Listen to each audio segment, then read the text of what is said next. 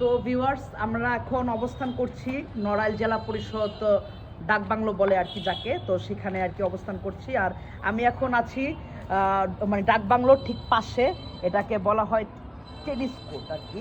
যদিও এখন টেনিস কোর্টটা পুরোপুরি আর কি পরিত্যক্ত বলা যায় আর কি।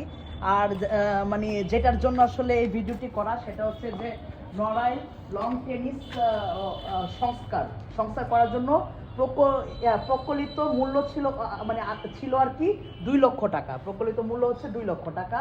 আর এটা করা হয়েছে অর্থ বছর 21-22-এ।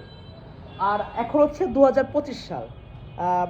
যদি 22 থেকে ধরি তাহলে 23-24, অর্থাৎ 2 বছর, 2 থেকে 3 বছর। হ্যাঁ 2 বছর, 3 বছর না 2 বছর। তো 2 বছরের মানে 2 বছর আগে যেহেতু এটা সংস্কার করা হয়েছে, আর 2 বছর পরের চিত্র আসলে আপনারা দেখেন।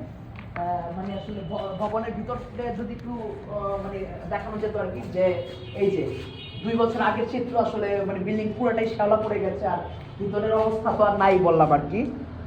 মানে আসলে আপনারা বুঝতে পারছেন যে ভিতরে কি অবস্থা। আর হচ্ছে যে এই জায়গাটা গুলো দেখেন আর কি, মানে পুরোপুরি একদম বাজে অবস্থা বলে আর কি।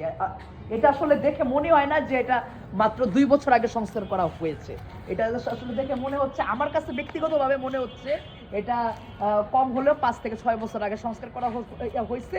এজন্য আর কি মানে এটা আর কি সেভাবে রক্ষণাবেক্ষণ করা না। কিন্তু মাত্র 2 বছরে যদি একটা বিল্ডিং এর এই অবস্থা হয়, তাহলে আসলে মানে বলার কিছু থাকে না।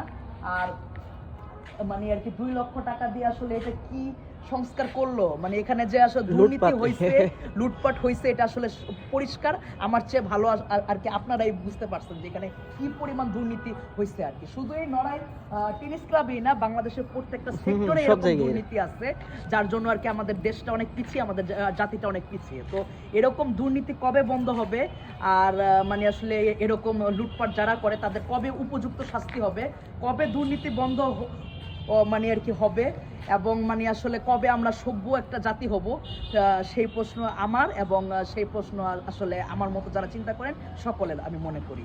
ধন্যবাদ।